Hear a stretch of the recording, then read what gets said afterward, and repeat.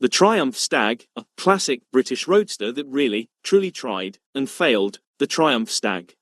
A name whispered in hushed tones among certain circles, usually followed by an exasperated sigh or a knowing, slightly pitying chuckle. Billed as a luxurious grand tourer, this British icon has, over the decades, carved out a very particular niche. The poster child for ambitious failure and a testament to the sheer, unyielding optimism of its owners. Prepare yourselves for a refreshingly honest, brutally funny, and utterly unromantic journey into the mechanical abyss that is the Triumph Stag, a car that truly defines character, if character means a charming facade masking an engineering meltdown. A grand tourer that never quite got going, or stopping. Let's cut to the chase, shall we? The Triumph Stag isn't just a car, it's a full-blown automotive allegory for reaching for the stars and face-planting into a particularly greasy puddle.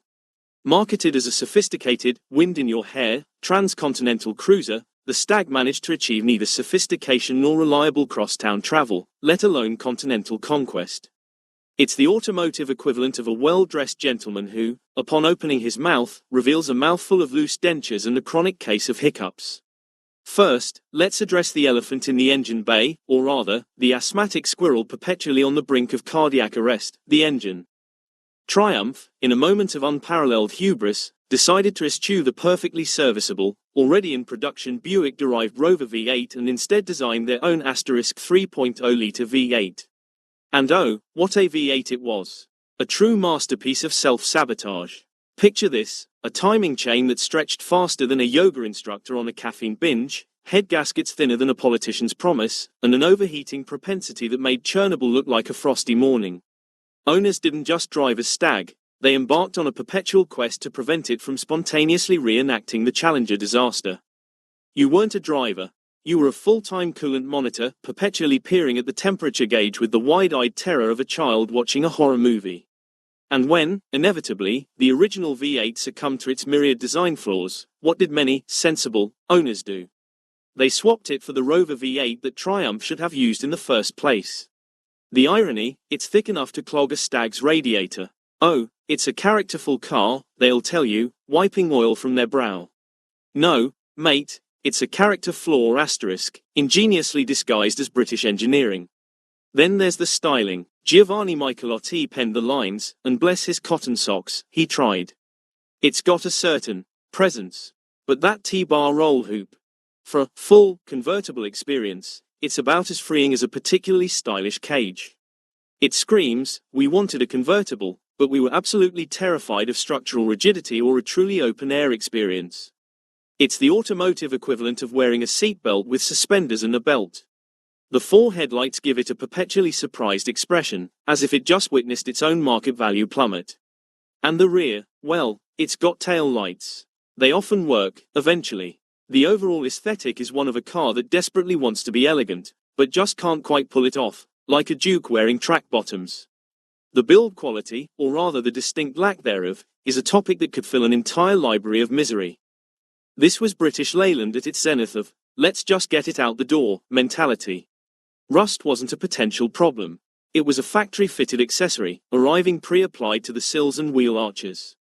Electrical systems, a truly magical mystery tour of Lucas, Prince of Darkness components, where indicators blink whenever they feel like it, and headlights operate on a whim and a prayer.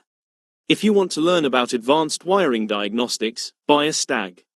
You'll become an expert, whether you like it or not.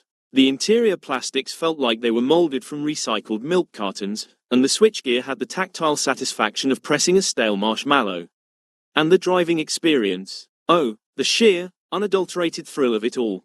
You'd clamber in, turn the key, assuming the Prince of Darkness allows it, and then embark on a journey of constant apprehension. Steering that's vaguer than a politician's promise, brakes that require significant pre-planning and a fair amount of upper body strength, and handling that wallows like a drunk elephant on roller skates. Every corner is a gamble, every bump an existential threat. Grand Tourer, more like Grand Tour to the nearest mechanic. Owners will tell you about the lovely exhaust note. Yes, it's the beautiful sound of a car desperately trying to tell you its entire circulatory system is failing. Which brings us, naturally, to the owners. Oh, the Stag owners. A special breed indeed. They're the automotive equivalent of that person who insists they're highly disruptive, constantly barking dog is just full of personality. They'll regale you with tales of roadside breakdowns, usually prefaced with, "It just needed a little tweak," or "It's never done that before." They'll proudly point out the non-original fan, the swapped engine, the carefully hidden rust patches, as if these battle scars are badges of honor, rather than irrefutable evidence of a fundamentally flawed machine. They view endless hours spent under the bonnet as a hobby, when for anyone else, it would be considered a form of involuntary servitude. They possess an almost pathological optimism, coupled with a deep, personal relationship with their local breakdown service. They truly believe they're preserving history, when in reality, they're just stubbornly refusing to let a particularly bad idea die. Bless their cotton socks, and their eternally greasy hands. This car isn't a passion, it's a punishment. A beautiful, tragic, utterly infuriating punishment. In conclusion, the Triumph Stag isn't just a car, it's a lifestyle choice for masochists and a masterclass in how to combine aesthetic ambition with mechanical mayhem. It's the British classic that screams, "I tried, honestly, I really, really tried," before sputtering, smoking, and grinding to an inevitable halt by the side of the road. A true monument to automotive inadequacy, wrapped in a slightly pretty, perpetually leaky package.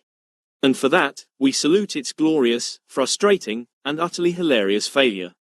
Just don't ask us to drive one, or fix one, or even look at one too closely, lest it spontaneously combust out of sheer shame.